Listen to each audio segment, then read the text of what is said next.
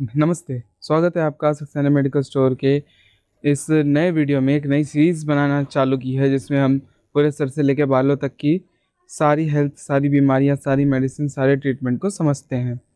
तो चलिए आज समझते हैं। सबसे पहली चीज़ जो हम कर सकते हैं, इसका नाम है बाल।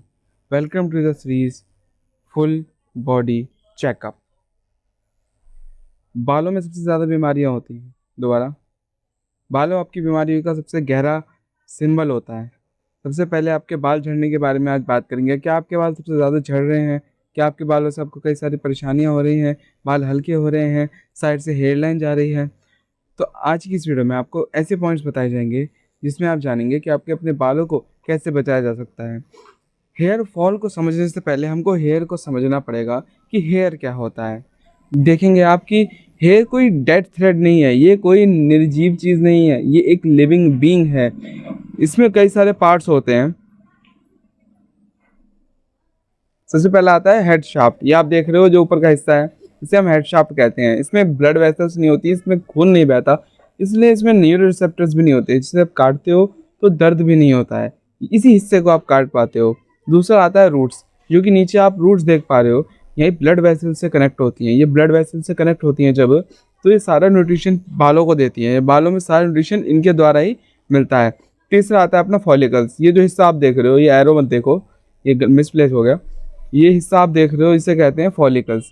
फॉलिकल्स वो हिस्सा आते हैं जो कि मेन पार्ट होते हैं, जो कि बढ़ते हैं, जो कि आगे की तरफ उगते हैं। यहाँ तक ब्लड वेसल्स जाती हैं। ये हिस्से जो हैं ये बालों को पकड़ के रखते हैं। ये आगे फेजेस में काम आएंगे। तीनों पार्ट्स आप समझ गए। अब इस थाली को ध्यान में दीजिएगा। यह आपका सुबह का नाश्ता, चाय पराठे, आलू मटर की सब्जी। यह आपका दोपहर का खाना, चावल सलाद, 2 रोटी, 2 तरीके की सब्जी। यह आपका लंच स्नैक्स हो गए, साथ में कुछ पापड़ समोसे हो गए, या अपने कुछ फ्राइड चीज़ हो गई, और ये अपनी चाय हो गई। उसके बाद आ गया आपका रात का खाना। आपके चावल हो गए, एक टाइप की सब्जी होगी, या 3 टाइप की दे रखी है इसने, और सलाद आ गया और रोटी आ गई। बाल किस चीज़ से बने होते हैं? बालों को समझने के लिए सबसे पहले ये समझो कि बाल बने किस चीज़ से होते हैं। बाल बने होते हैं प्रोटीन, विटामिन और मिनरल के। अब आप ये जो डाइट देख रहे हो, इस डाइट में कहाँ आपको प्रोटीन, विटामिन और मिनरल कहीं भी दिख रहे हैं? इस चीज़ को समझो। अगर ये दिख रहे होते तो क्या ये हमारे बालों में दिक्कत होती? जब बाल बने ही इन चीज़ों से हैं और आपकी डाइट में यही चीज़ें नहीं है, तो बाल तो आपके झड़ेंगे जी। इसलिए मैं कहता हूँ सबसे पहली दिक्कत आपके बालों से आती है। अब समझिए, हेयर फॉल, ये जो हेयर होते हैं ये बाहर से आपके डेड होते हैं, ये अंदर से अलाइव होते हैं। तो जो भी शैम्पू कंडीशनर आप लगाते हो हेयर फॉल के लिए, वो मैं बता रहा हूँ 95% उनका कोई यूज़ नहीं होता है बालों को। वो सिर्फ बाहरी सफाई के लिए होते हैं, और मेन दिक्कत जड़ के अंदर होती है। तो जो भी कंपनीज आप दावा कर रही हैं कि हेयर फॉल को रोक देंगी या हेयर वापस लाएंगी शैम्पूज़ की वजह से, तो मैं उन पर ज़्यादा यकीन नहीं करता, क्योंकि मेन जड़ तो अंदर है, न्यूट्रिशन है। मेन दिक्कत आपकी ये डाइट है जो आप देख रहे हो। कोई नहीं, अगले बढ़ते हैं। आप समझिए आपको कि हेयर फॉल के टाइप क्या होते हैं। टाइप से पहले सबसे पहले साइकिल समझिए। ये साइकिल बहुत इंपॉर्टेंट है टाइप्स को समझने के लिए। हमारे हेयर किस तरीके के होते हैं? सबसे पहले हमारा हेयर बनता है, जिसे हम कहते हैं कैलोजन फेज। एक सिर्फ फॉलिकल होता है, फॉलिकल से पूरा एक बाल बनता है। फिर आता है एनोजन फेज। एनोजन फेज में क्या होता है? बाल अपना 2 से 5 साल तक वैसा का वैसा ही रहता है। वो बढ़ता रहता है, वो ग्रो करता है, हम उसे काट देते हैं, फिर वो फिर ग्रो करता है। वो उसी फेज़ में रहता है काफ़ी टाइम तक। अगला आता है अपना टेलोजन फेज़। टेलोजन फेज़ 2-3 महीने का होता है, जिसमें बाल रूट्स को छोड़ के चला जाता है, और दोबारा बाल कैलोजन फेज़ में आते हैं। ये जो टेलोजन फेज़ आता है, इसकी वजह से ही अगर आपके 50 से 100 बाल डेली गिरते हैं तो वो नॉर्मल चीज़ है। आपके अगर 50 से 100 बाल गिर रहे हैं रोज़, तो वो एक नॉर्मल बात है। जी हाँ, क्योंकि आपके बाल टेलोजन फेज़ में चले गए हैं, जहाँ पे बाल फॉलिकल्स को छोड़ के आगे पुश हो जाते हैं, लेकिन फॉलिकल दोबारा कैलोजन फेज में चले जाते हैं, जिससे वो नए बाल बनाते हैं। अब चलिए समझते हैं इसके टाइप्स को। सबसे पहले हम समझते हैं टेलोजन एफुवियम। देखिए जो पैच देख रहे हैं आप, यहाँ पे क्या है, बाल हल्के हो गए हैं। बाल क्या है, पतले पतले थिन हो गए हैं बाल। ये पूरे सर में दिखता है। ये आपको सिर्फ यहाँ के बाल नहीं, कई सारे अगर दूसरे एंगल्स मिलेंगे तो वहाँ के भी बाल ऐसे हल्के हल्के मिलेंगे। इसको कहते हैं हम टेलोजन फेज। दूसरा आता है अपना एंड्रोजेनेटिक एलोपीशिया। ये एलोपेशिया, जो आप क्राउन देख रहे हो ना, ये जो एम साइज आप देख रहे हो, एम शेप देख रहे हो, जो कि मोस्टली लोगों की हेयरलाइन चेक होती है, मोस्टली लोग यहाँ पे और यहाँ पे ज़्यादा चेक करते हैं, उस चीज़ को हम कहते हैं एंड्रोजेनेटिक एलोपेशिया। इसमें जो जेनेटिक है इसका बहुत बड़ा फंक्शन है इस चीज़ में, क्योंकि एंड्रोजेनेटिक एलोपेशिया मोस्टली जेनेटिक्स की वजह से या उस वजह से ही ट्रिगर होके ही आगे बढ़ता है, लेकिन ये बहुत कॉम्प्लेक्स है और इसको हम आगे समझेंगे। तीसरा आपका नेचुरल हेयर फॉल। अब नेचुरल हेयर फॉल से आप, मेरा ये मतलब नहीं है कि 50 से 100 बाल आपके डेली झड़ रहे हैं तो वो नेचुरल हेयर फॉल आता है, नहीं। अगर आपके नेचुरली ही विदाउट एनी पैटर्न और सिम्टम्स 50 से 100 बालों से ज़्यादा डेली झड़ रहे हैं तो आपका नेचुरल हेयर फॉल में वो फॉल करता है। इस चीज़ को समझिए, अगर आपके 50 से 100 पे बाल से ज़्यादा गिर रहे हैं और आपको कोई भी पैचेस या फिर बाल में थिनिंग या फिर कोई भी एम शेप या फिर लड़कियों में अलग टाइप के होते हैं वो चीज़ें नहीं दिख रही हैं, तो मतलब आप किसी भी हेयर फॉल टाइप में फॉल नहीं करती, आप सीधा नेचुरल हेयर फॉल में फॉल करती हैं। क्या आपके बाल थिन हो रहे हैं, आपके बाल पैचेस दिख रहे हैं, आपके बाल बहुत हल्के हल्के हो गए हैं और बहुत ज़्यादा झड़ रहे हैं, उसके लिए आप समझिए टेलोजेनिक एफआरवीएम। नॉर्मली क्या होता है, हमारे जो 95 से 80% हेयर है पूरे सर के, वो अपने एलोजन फेज़ में रहते हैं। एलोजन फेज़ कौन सा होता है, जहाँ पे वो अपना वैसे के वैसे रहते हैं, 2 से 5 साल तक बढ़ते रहते हैं और फॉलिकल्स अपना एक्टिव रहते हैं, अपना काम करते रहते हैं। अब जैसे ही बॉडी को कोई शॉक मिलता है, जैसे कि stress, fever, illness, weight loss, तो बॉडी चली जाती है सर्वाइवल मोड में। सर्वाइवल मोड में जाने की वजह से हमारी जो बॉडी की प्रायोरिटी है वो बालों से हटकर पूरी बॉडी चली जाती है। ब्लड यहाँ सप्लाई होने की जगह पूरे बॉडी में जाना शुरू हो जाता है, क्योंकि उसको शरीर को मजबूत बनाना है, क्योंकि वो कई सारी चीज़ें झेल रहा है। मेनली ये चीज़ें किसी बीमारी के बाद होती हैं, इसलिए इनको मैंने फीवर भी यहाँ पे डाला है। मोस्टली यहाँ पे इलनेस और वीकनेस ही रहती है। इस चीज़ को समझने के बाद आप समझिए कि आपको ये लग रहा होगा कि आपके स्ट्रेस ले रहे हो लेकिन आपका हेयर फॉल नहीं हो रहा, या फिर आपने स्ट्रेस नहीं ले रहे हो आपका हेयर फॉल हो रहा है। तो इसका मतलब ये नहीं है कि अभी का स्ट्रेस अभी हेयर फॉल देगा। अगर आप आज स्ट्रेस ले रहे हो तो उसका रिजल्ट 2-3 महीने बाद जाके आपको स्ट्रेस मिलेगा या फिर हेयर फॉल मिलेगा। और अगर आपको अभी हेयर फॉल हो रहा है तो आपने पहले स्ट्रेस ले रखा होगा या कोई बीमारी या वीकनेस आई होगी। तो इस चीज़ को समझिए कि आज का स्ट्रेस कल का हेयर फॉल नहीं है, आज का स्ट्रेस 2-3 महीने बाद का हेयर फॉल है। तो स्ट्रेस को रोकना अभी से इसलिए ज़रूरी है क्योंकि अगर पहले का तो जो था वो हो गया, लेकिन अभी भी नहीं रोका तो वो मतलब तो ये ब्याज की तरह बढ़ता जाता है, वो भी चक्रवर्ती ब्याज की तरह। कंपाउंड इफेक्ट इसमें दिखता है बहुत ईजीली। अब फॉलिकल लेवल में क्या होता है, फॉलिकल लेवल में ऐसा होता है कि जो आपके एनोजन होते हैं, एनोजन फेज वो छोटा हो जाता है, वो बहुत शॉर्ट हो जाता है क्योंकि न्यूट्रिशन मिल नहीं रहा, बाल को अपना पोषण लग नहीं रहा। तो बाल सोचता है कि अरे मेरा तो वक्त आ गया टेलोजन फेज में जाने का, बाल अपना टेलोजन फेज में चला जाता है, वो अपना बाहर निकल जाता है। ऐसे ही धीरे धीरे बाल हल्के होने लगते हैं, बाल थिन होने लगते हैं। और बल्कि वो टाइम नहीं था बाल का टेलोजन फेज में जाने का, लेकिन वो फिर भी चला गया क्योंकि आपने स्ट्रेस वगैरह लिया है।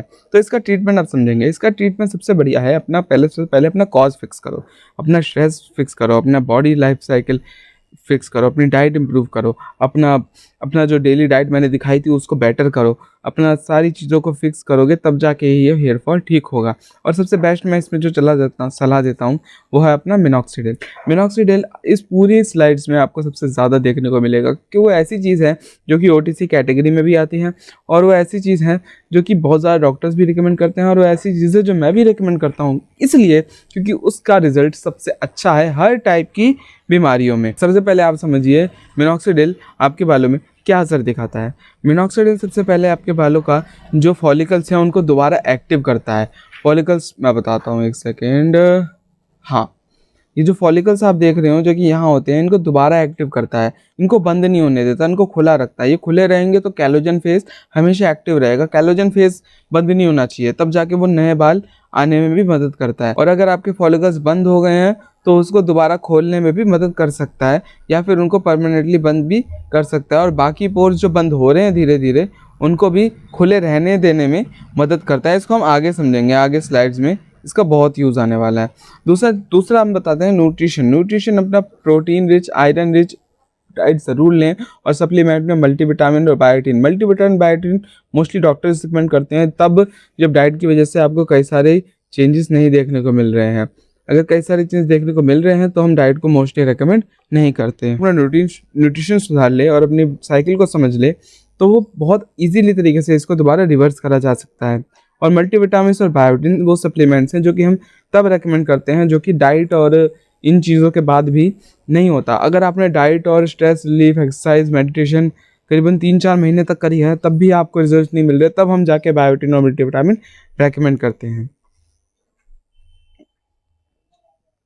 ओके, अब नेक्स्ट में हम आते हैं जिसका नाम है एंड्रोजेनेटिक एलोपेशिया। एंड्रोजेनेटिक एलोपेशिया में क्या होता है?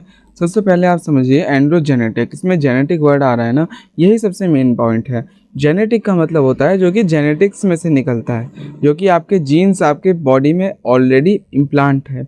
अगर आपके फादर को भी हेयर फॉल है तो आपको भी हो सकता है, लेकिन मैं 100% नहीं कहता, उसको प्रिवेंट भी किया जा सकता है।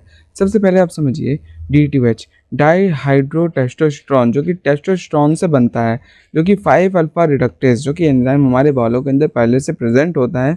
ये एंजाइम क्या करता है? हमारे बालों के अंदर बाइंड करता है और ऑलरेडी बाइंड हुआ पड़ा होता है। ये DTH हार्मोन वहाँ पे जाता है और वहाँ पे जाके उसको लेके चला जाता है। इसको आप समझ गए। अब समझिए हेयर लाइन का दूसरा पॉइंट क्या होता है, इसको स्टेप बाय स्टेप समझते हैं।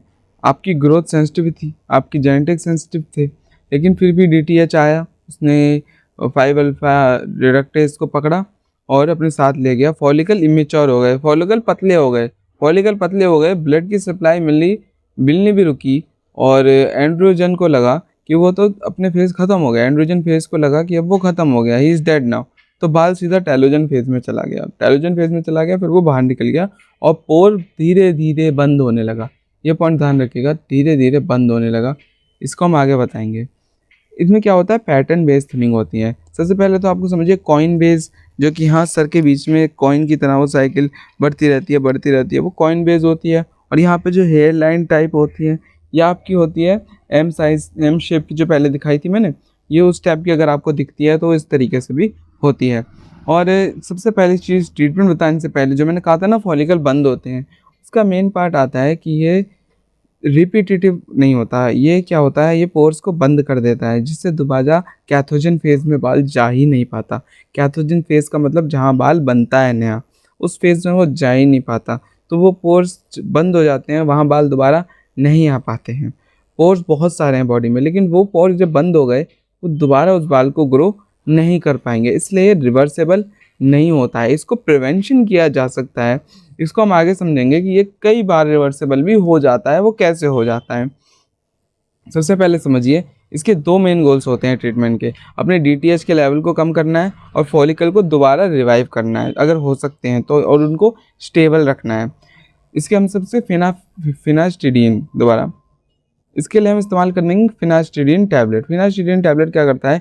DTH के लेवल को कम कर देता है, लेकिन मैं इसको डायरेक्टली रेकमेंड नहीं करता हूँ। डायरेक्टली रेकमेंड ना करने का मेरा उद्देश्य ये है कि आगे जो हम नेक्स्ट जो हम कंपाउंड यूज़ करेंगे वो शायद आपके बालों को दोबारा रिवाइव करने के लिए काफ़ी हो सकता है, जिसका नाम है none other than minoxidil. Yes, minoxidil, he is back.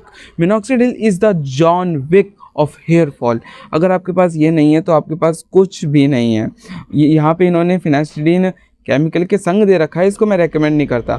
Minoxidil अगर आपने 2-3 बूंदों को डेली अपने हेयर लाइन के पास या फिर अपने पैचेस के पास या फिर अपने हेड के पास लगाना शुरू करा, तेल की तरह नहीं कि हाथ में लिया मल के लगा लिया, उस तरह नहीं, फिर वो बाहर लगेगा डेड पार्ट में। इसको अपने को जड़ों में लगाना होता है, रूट्स, फॉलिकल्स पे लगाना होता है। अब मैं इसलिए क्यों कह रहा हूँ, ये ब्लड फ्लो को बढ़ाता है और फॉलिकल्स को एक्टिवेट रखता है और एक्टिवेट करता है। इसको ध्यान से समझिएगा। अगर आपके पोर्स पूरी तरीके से बंद नहीं हुए तो दोबारा खोले जा सकते हैं। दोबारा खोलने से मेरा मतलब है आपको पूरा नहीं पता कि आपका फेस एंड्रोजेनेटिक एलोपेशिया में है या टेलोजन एफर्वेशन में है। टेलोजन एफर्वेशन में होगा तो पोर्स खुल जाएंगे, ब्लड फ्लो दोबारा बढ़ेगा और स्ट्रेस वगैरह तो आप कंट्रोल करोगे ही। वो जो ट्रीटमेंट था वो सब में रेकमेंडेड है। ओके, तो फेनास्टिडिन के संग नहीं लेना, लेकिन मिनॉक्सिडिल प्लेन आपको ज़रूर लेना है। मैं खुद भी इस्तेमाल करता हूँ, कई लोगों को बताता हूँ। कई लोग मुझसे आके बोलते हैं कि मिनॉक्सिडिल को सुबह लगाएं या शाम को लगाएं। अरे भैया, सुबह शाम से कोई मतलब नहीं होता। मिनॉक्सिडिल को आपको डेली सिर्फ 2 से 4 बूंद लगाना है, जिससे क्या आपकी बाल की ग्रोथ नॉर्मल रहे। मैं इसे रात के टाइम पे लगाता हूँ। रात के टाइम पे इसलिए क्योंकि धूप वगैरह में सुबह जाना पड़ता है कि रिएक्शन ना हो जाए, क्योंकि यूवी रेडिएशंस बहुत ज़्यादा है हिंदुस्तान में आजकल। और रात में लगाने से आपका जो पोर्स हैं इजीली एब्जॉर्ब भी हो पाते हैं, ब्लड फ्लो पूरा माइंड में होता है विदाउट एनी स्पेसिफिकेशंस। और कई लोग मुझसे पूछते हैं इसको नहाने से पहले दोबारा, और कई लोग ये भी पूछते हैं मिनॉक्सिडिल को नहाने से पहले लगाएं या नहाने के बाद। अरे नहाने के बाद इसको कैसे दोबारा, कई लोग मुझसे पूछते हैं कि मिनॉक्सिडिल को नहाने के बाद लगाएं या नहाने से पहले। अरे नहाने से पहले आप कैसे लगा लोगे, वो अच्छे से एब्जॉर्ब भी नहीं हो पाएगा बालों के अंदर। अगर आप 2 3 4 5 घंटे बाद नहा रहे हो तो बात अलग है, लेकिन अगर इसको मिनॉक्सिडिल को नहाने से पहले लगाओगे तो वो बिल्कुल भी एब्जॉर्ब नहीं होगा। ये मत समझिए स्मेल करेगा या फिर रिएक्शन देगा, ये बिल्कुल भी स्मेल नहीं करता है। आप बढ़िया कंपनी का मिनॉक्सिडिल लीजिए। मैं कई सारे ब्रांड्स यहाँ पे बता सकता हूँ, लेकिन मैं नहीं बताना चाहता क्योंकि किसी एक ने भी मुझे पैसे नहीं दिए। चलो कोई नहीं, आप कोई बेटर ब्रांड, कोई अच्छा ब्रांड जो काफ़ी ज़्यादा रिकमेंडेड है उसे इस्तेमाल कर सकते हैं। अब तीसरा पॉइंट आता है अपना natural hair fall. Natural hair fall को समझने के लिए ये समझो, ये जो डाइट है, ये जो चार्ट मैंने दिखाया था आपको पहले, हमारे बाल बनता है प्रोटीन, विटामिन और मिनरल्स, और ये पूरी डाइट इस पूरी चीज़ को दोबारा और ये पूरी डाइट इस पूरी चीज़ को डिनाई कर देती है कि ऐसा कुछ नहीं होता है, प्रोटीन नहीं होता कुछ भी खाने में। प्रोटीन क्या होता है? अरे जब बाल ही प्रोटीन से बने हैं तो प्रोटीन विटामिन नहीं मिलेगा तो कैसे बाल ग्रो करेंगे? मैं आपको सबसे बेस्ट बताता हूँ, आप मल्टीविटामिन लेना शुरू कीजिए। मल्टीविटामिन इसलिए क्योंकि हमारे डाइट्स के अंदर मल्टीविटामिन की बहुत ज़्यादा कमी है, और मल्टीविटामिन की वजह से सिर्फ बालों में नहीं पूरे शरीर में बहुत ज़्यादा बीमारी हो रही है। हम इस सीरीज़ में आगे जैसे जैसे जाएंगे आप हर चीज़ समझ पाओगे कि मल्टीविटामिन क्यों हमारे बॉडी के लिए सबसे ज़्यादा यूजफुल ड्रग है। It's not a drug by the way, it's minerals. और अपनी डाइट को सुधारो। अगर ऐसी डाइट ही कंटिन्यू रहोगे तो आप नेचुरल हेयर फॉल से टेलोजन में चले जाओगे, टेलोजन से एंड्रोजेनेटिक में चले जाओगे, और धीरे धीरे पूरी हेयर लाइन का विनाश होता रहेगा। अपनी इस डाइट को सुधारोगे जिस दिन अपने, मैं ये नहीं कह रहा कि नाप तोल के वो जिम ट्रेनर्स की तरह एक वो कांटे में नाप के प्रोटीन सब कैलकुलेट करके खाओ, नहीं। एक जो भी आप नॉर्मल खा रहे हो उसमें कुछ ऐड ऑन करो। अगर आप डेली एक प्रोटीन बार भी ऐड ऑन करते हो तो भी आपके हेयर फॉल में रिकवरी हो सकती है, क्योंकि आपकी डाइट में वो बिल्कुल भी नहीं है। इस चीज़ को समझना पड़ेगा आपको। और अब मैं हेयर फॉल पे आ ही रहा हूँ तो ये भी समझ लीजिए कि जो ये डाइट मैं आपको दिखा रहा हूँ, इस डाइट में सबसे ज़्यादा जो जानलेवा है वो आपका तेल। तेल क्या करता है? हमारे फॉलिकल्स को बंद करता है, क्योंकि वो ज़्यादातर ना बाइंडिंग में काम आता है। इसलिए तेल बहुत ज़्यादा डेंजरस होता है डाइट के अंदर। ठीक है, मैं इसे ज़्यादा नहीं फोकस करूँगा। अपने नेचुरल हेयर फॉल को रोकने के लिए अपने पूरे बॉडी के अंदर प्रोटीन, विटामिन और मिनरल्स, बस इन्हीं चीज़ की मात्रा बढ़ाओ। धीरे धीरे आपका हेयर फॉल धीरे धीरे अपने आप ही ख़त्म हो जाएगा। और मिनॉक्सिडिल आप इस्तेमाल कर सकते हो, अगर विटामिन ही नहीं होंगे तो ब्लड भी क्या लेके आएगा, खाली आएगा वो भी। लेकिन मोस्टली अपने डाइट को फिक्स कीजिए, और मिनॉक्सिडिल ले सकते हैं तो ले सकते हैं। तो चलिए ख़त्म करते हैं इस वीडियो को। अगली वीडियो में हेडेक, सर के ऊपर आएंगे। सर में जो भी दर्द होते हैं, आगे पीछे, पीछे की तरफ, एक तरफ, उठते ही दर्द होता है, बैठते ही दर्द होता है, उस चीज़ के ऊपर काफ़ी बड़ी अच्छी वीडियो लेके आ रहे हैं। और उसमें कई सारी मेडिसिन का भी जिक्र है। हेयर फॉल में मैं ज़्यादा मेडिसिन नहीं बता पाया क्योंकि इसमें मोस्टली डाइट का ही ज़्यादा इशू रहता है। लेकिन हेडेक के बारे में जब हम बात करेंगे तो एक प्रॉपर डिस्कशन होगा, क्योंकि सारी मेडिसिन आपको मैं बता पाऊंगा, कॉमनली यूज मेडिसिन और कई सारी मेडिसिन के बारे में डिस्कस करेंगे। तो चलिए ख़त्म करते हैं।